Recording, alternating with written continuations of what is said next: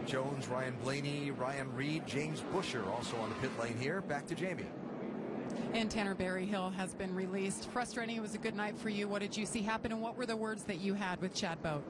You know, I mean, it's a racing deal, I guess. You know, it's frustrating when you have a good car, which, you know, I mean, we're a smaller team, so we struggle to get, like, a good car every once in a while. And we had a really good car tonight, so I was real happy with my team and all the efforts and all that. And then, 44 is wrecking, and, you know, usually you slow down when someone wrecks, so brakes on the left, I hit them, and someone behind me didn't. So, I mean, it's frustrating, you know. Thank all my guys. They do a good job, you know, so, oh well. We'll see you back next week. Al, let's go back to you.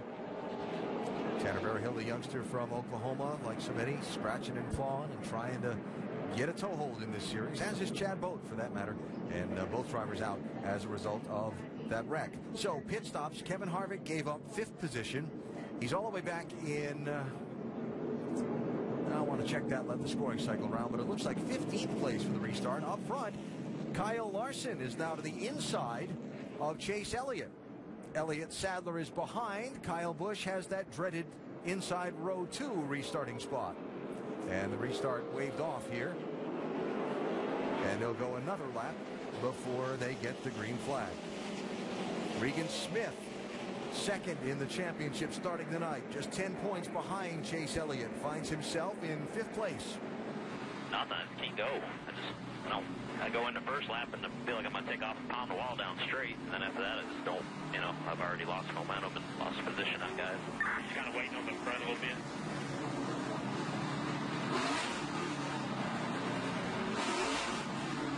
So the thoughts of Smith, and you see where he lines up as we get ready for another restart.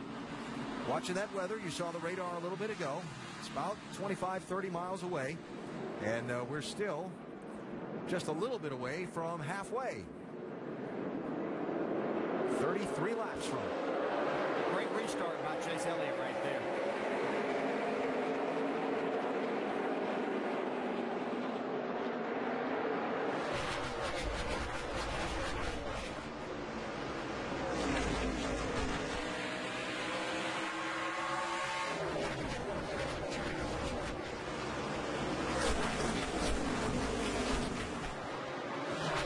Larson's able to get in line in 2nd spot.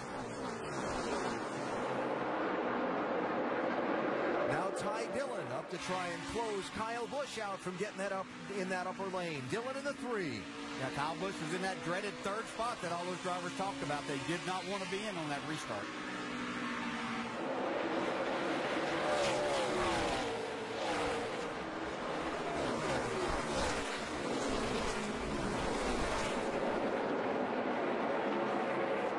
Goes Dillon by. Kyle Busch slides up in line in 5th place.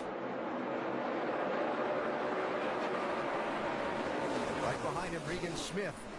Chris Buescher, 7 and 60, racing for 6th. Brian Scott in the 2 there. Smith able to clear Buescher. Now Scott, the next to try.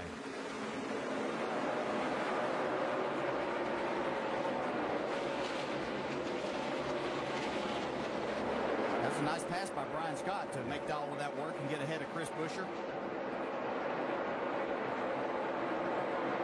Who was it here a couple of years ago? It was Jeff Gordon, right, that was driving his car in the Sprint Cup race in so hard on the bottom and going right to the top and making a hole in line. We started calling it a slide job. A couple of dirt track aficionados said to me, you can't do a slide job on pavement.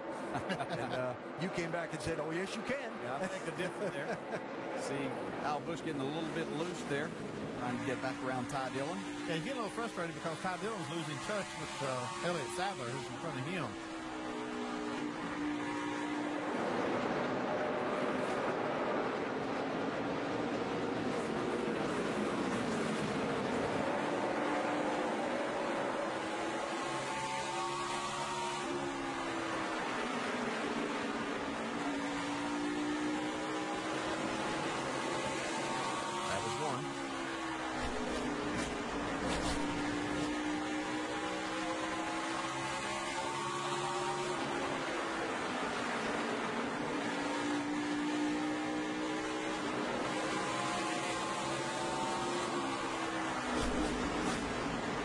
Makes it look easy watching him from inside there, but it's a lot tougher than He's just so talented. That car driving very well. He's just trying to size up this situation. Am I going to have to use the bumper here to get him loose? Is he going to get loose on his own for just a split second and I can take advantage of that? I think he's going to have to move him. Well, maybe not. There he goes, just driving it way deeper into the corner. That's a nice move. Kyle Busch up to 4th place. Ty Dillon back to 5th. Showed a lot of patience right there. That was, you know, when you have a good car and you're a good driver, he understands this racing and what you have to do. They just let the situation come to him. Yeah, we're going to have a little situation here developing. His lead's tightened up, and they're catching lap cars. That's going to be interesting to see how Chase Elliott handles these lap cars, being out front, being the leader, the first one getting there. And checking his rearview mirror to see where that 42 might be trying to make a pass on him. Coming up on Dakota Armstrong, 43, 17 laps down after spending some time behind the wall earlier in the race. You saw Joey Gase, 52, involved in a little one-car spin off of turn number 2 a bit ago that brought out the 4th caution of the race. Gase 4 laps down in 29th place. We just talked so much about Chase Elliott and just seems to be wise beyond his years and just how talented he is. But when you come to tough places like this, it makes you realize it even more. I mean, he almost tore this car up in the first 3 or 4 laps of this race. Yeah. And he got settled down, made an adjustment to his car, and here he is up leading the race and handling this like he'd been here 100 times.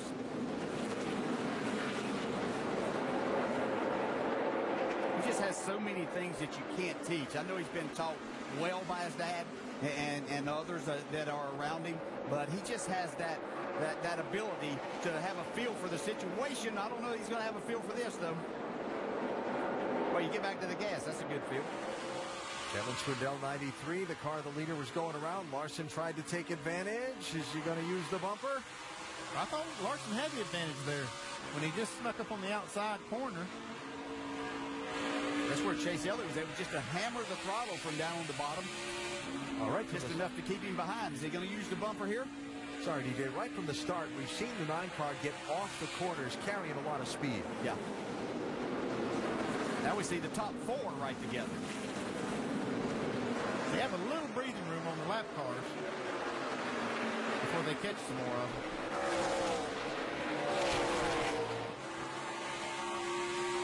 But yet, they know you really can't pull out a line and just try the bottom unless you've got such a run that you can do the...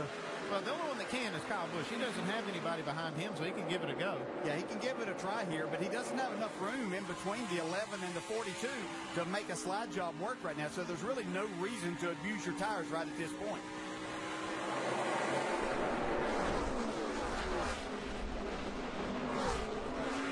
Back in that traffic situation now for the leaders, though. Eric McClure, 14, his home track. And put down a lap there by the leader. You see Elliott Sadler tried to make a move on Kyle Larson. It might cost him a spot to Kyle Busch, who went to the high side to take that 3rd spot away.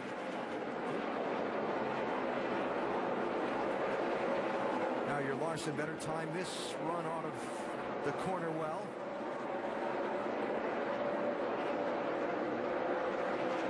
And look at the Look run. at this.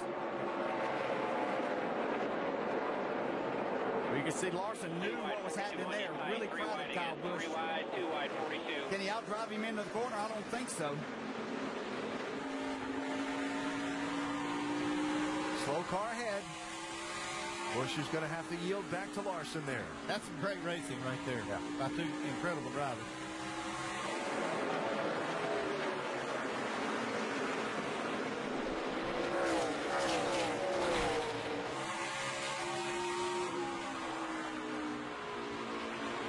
Look away from this because it's good and it's for a spot up front behind them. Elliott Sadler's having a little more trouble getting through those lap cars who were 3 wide in front of him for a second. Yeah, really held him up a lot in his progress. He lost touch with those first 3 now. Chase Elliott, Kyle Larson, Kyle Busch. Kyle Busch got held up by the lap car on that lap.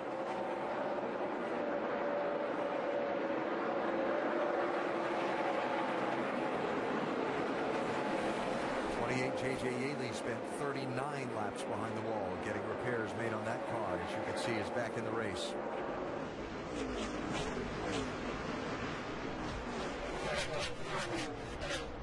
Going to get to a really interesting point here shortly because we're going to go past halfway.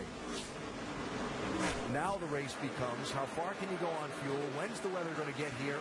Are you going to have to pit before it does? And if you do, what do you do when you're there? Yeah, that's the tricky part, is trying to time it. You know, you can see it on the radar, but knowing exactly when it's going to hit the racetrack is kind of hard to predict.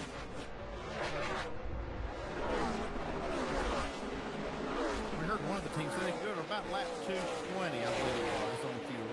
And then had a few more cautions since then. Looks like maybe the 4 tires are taking over here as Kyle Larson takes the lead. Here comes Chase Elliott back.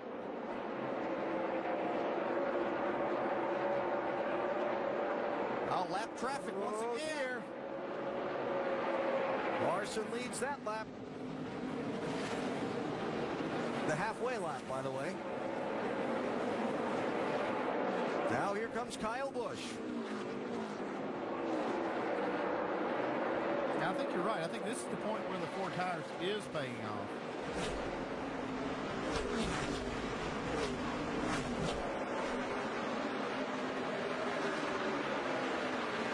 So Kyle Larson to the race lead. The plot thickens.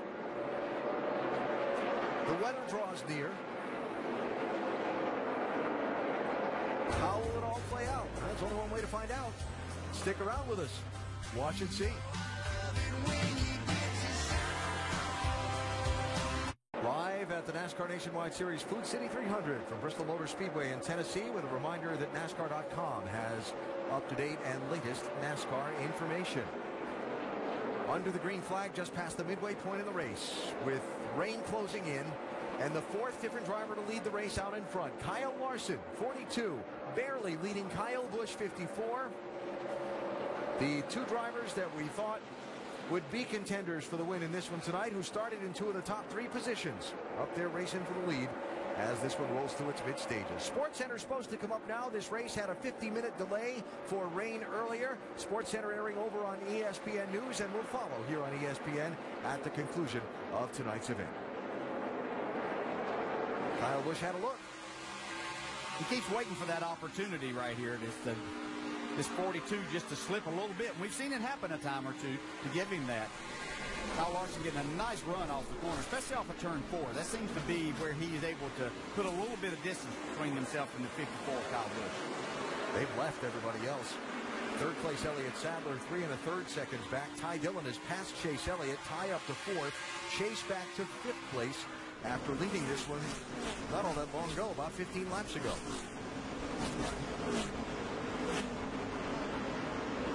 Let's go up to speed with Nationwide Insurance and check in on some of the front-running cars.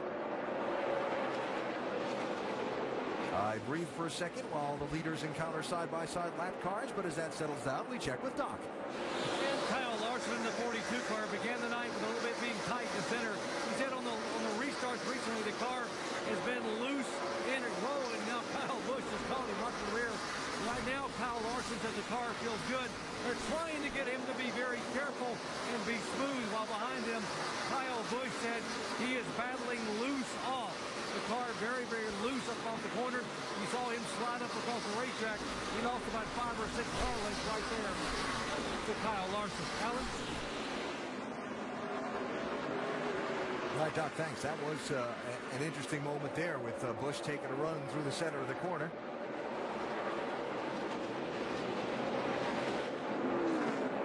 See Larson, yeah, a little bit. Bobble. Here he comes there. Right back to him. Yep. Just takes that little slip to break the momentum with these cars.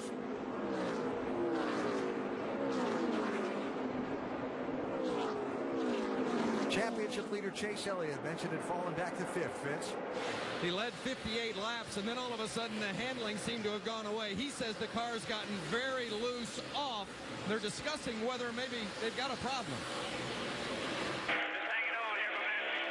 Let's make sure it's not a tire going down or something like that. I kind of think that's what it is in a way, but at the same time, I'm not sure. So you hear a little bit of concern from crew chief Greg Ives, wanting to make sure they don't stay out and have a tire issue that cost them